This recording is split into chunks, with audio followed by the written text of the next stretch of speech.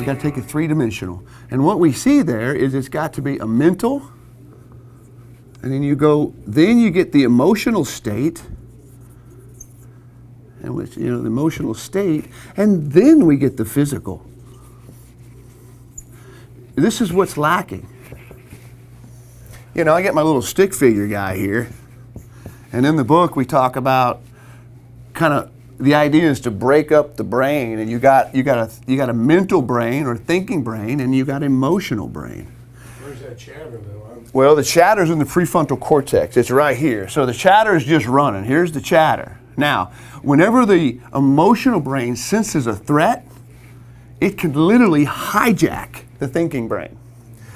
And what that means is the emotional brain, it hijacks, but it sends stress hormones down into the adrenal gland. And all of a sudden, just based on the chatter, we've all heard fear, false images appealing rear.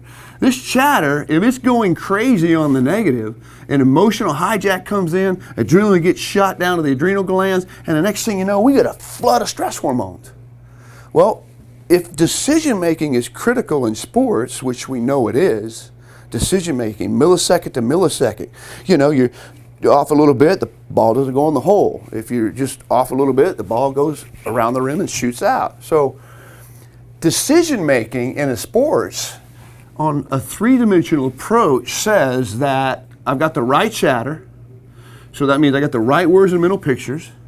I've got the right emotional states, so that means I've got the right adrenaline mix or stress hormones in the body for the task at hand. And that's what's critical.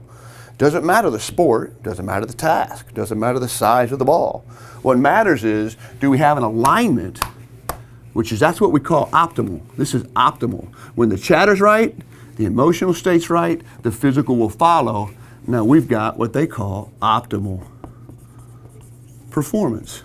Optimal means there's the right amount of hormones in the system for the task at hand. This is what we teach.